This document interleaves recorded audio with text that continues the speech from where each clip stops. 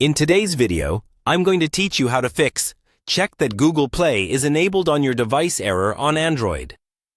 This message usually appears when your phone or tablet can't access the Google Play components it needs.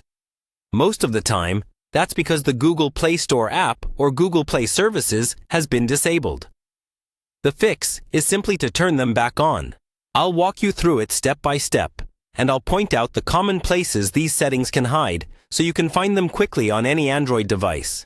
Start by opening your device's Settings app.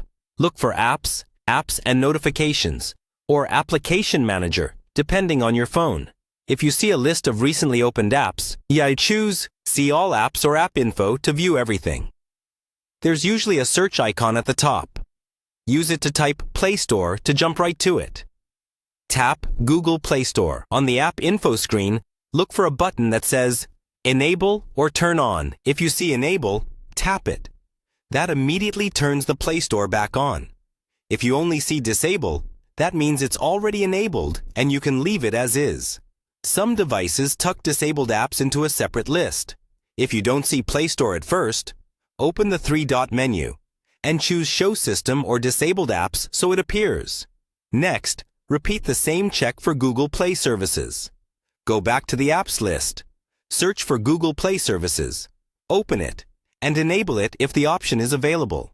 Google Play Services runs in the background to handle sign-in, updates, and secure communications. So if it's off, the Play Store can't work properly. After enabling both, return to your home screen and open the Play Store from your app drawer. If the icon was hidden when the app was disabled, it should be back now. Give it a moment on the first launch. It may update itself quietly in the background. If you still see the error right away, wait a minute and try again so those background checks can finish. A few quick tips as you navigate.